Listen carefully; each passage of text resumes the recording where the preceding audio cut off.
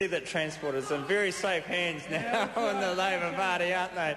But Mr Jones has got it now, and great personality, good guy to get on with, and it's just going to make our job a lot easier in the Transport Committee, isn't it? No. But it's good to have Shane into the committee, and we're looking forward to his valuable contribution on this bill and other bills as we go through the year ahead.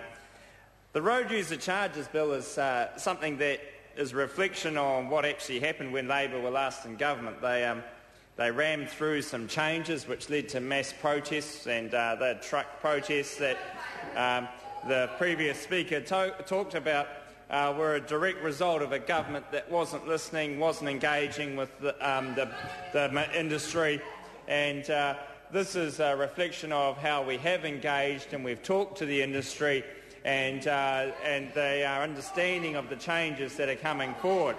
And so we look forward to submissions on this bill, submissions which I no doubt will be positive and reflect a positive mood of the industry to what the government's program is, a program involving road construction like the Waikato Expressway that is central and integral to the growth of New Zealand and especially the great city of Hamilton.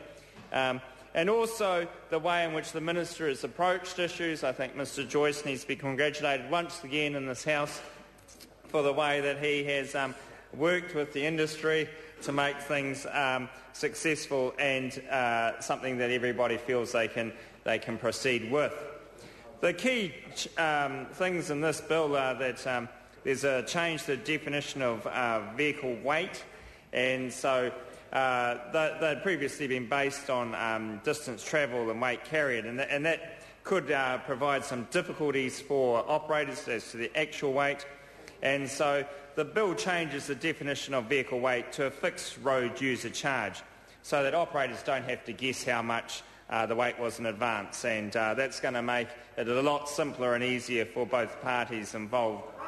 There's also, well, effectively for the young member over there that has also joined the Transport Committee, but as the ACC spokesperson for the Labor Party, it's a movement from having to have when was his last accident? Yeah, when was his last? When is he get his driver's licence? Yeah, he might have to consider it before March. Probably hasn't got a driver's licence. And so there was a change to the definition of vehicle weight to make it easier for the parties involved. Also, there's a removal of the time licence system and modernisation of the list of vehicles exempted from road user charges. So that's another important change that this bill will focus on.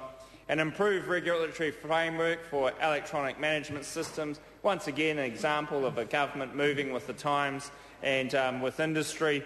If anyone's been in the more modern trucks that you see on the roads these days, very much electronic time management is involved there, and this fits in well with the industry norms as to the technology that's involved in trucks these days.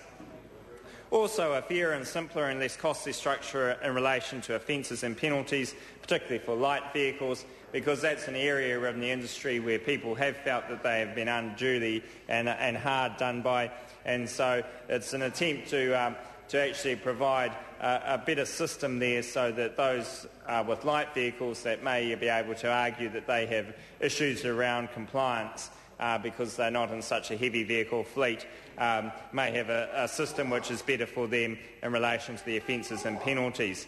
So effectively those four changes are the big parts of the Road User Charges Bill, a bill which we look forward to going to the Select Committee, and we appreciate the support of all parties in this House in putting it forward to the Select Committee, and we look forward to submissions on that and working constructively to bring that through this House in the near future.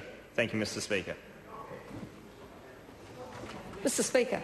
I call Darian Fenton. Thank you, Mr Speaker. Well, as my colleague Shane Jones has said, Labor supports this bill going to Select Committee, and I do want to record my appreciation for the addition of Shane Jones and Chris Hipkins to the Transport and Industrial Relations Select Committee. Well, it is what I said last week, actually. It is what I said last week, and I think it's going to be very challenging for our chair, David Bennett, actually, who thinks the government's not here to make people's life better.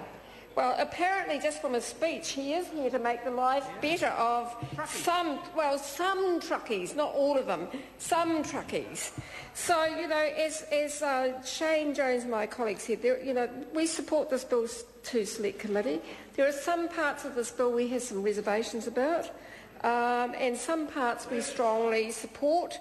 And I'm looking forward to hearing from submitters to the Select Committee, and I hope the concerns that I'm about to outline will be addressed in that process. And Mr Henare, I'm sure will listen carefully to the submitters that will come